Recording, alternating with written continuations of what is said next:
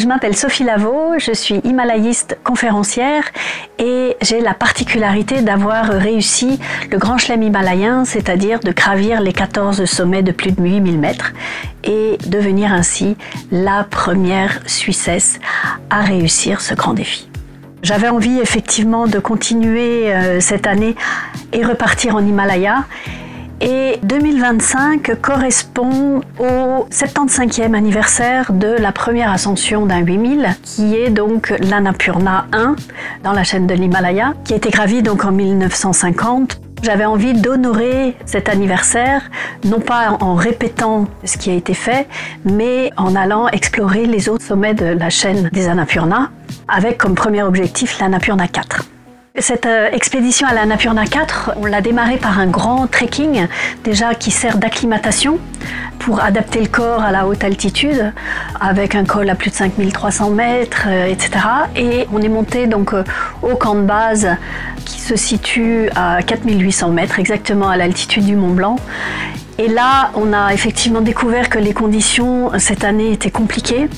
Ça fait le 3e hiver en Himalaya qu'il n'y a absolument pas de précipitations. Et donc on s'est retrouvé face à une montagne extrêmement sèche, extrêmement dangereuse. Donc voilà, ça a été un petit peu, comment dire ça, peut-être un peu une douche froide, dans le sens où on s'attendait absolument pas à être bloqué à ce niveau-là de la montagne.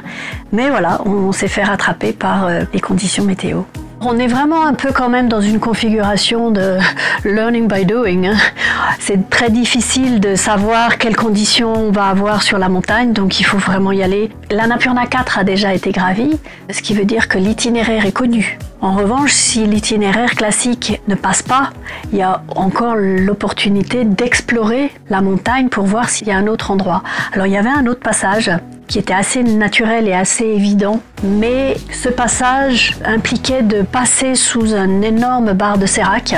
Et cette barre de sérac était vraiment instable, avec des chutes de blocs de glace fréquents. Donc ce genre de passage, on est un petit peu dans une roulette russe et finalement on a décidé de renoncer à cette option. Donc c'est assez difficile d'évaluer l'état de la montagne, évidemment, tant qu'on n'y est pas. Les imprévus, sur toutes ces années d'expédition à plus de 8000, bon, j'en ai vu tellement passer que moi je suis toujours dans cet état d'esprit où finalement le fait de ne pas réussir, c'est bien parce que ça nous donne l'opportunité de revenir. Comme on n'a pas réussi ce printemps et que j'ai un petit talent d'obstination, on va dire ça comme ça, j'ai décidé d'y retourner cet automne.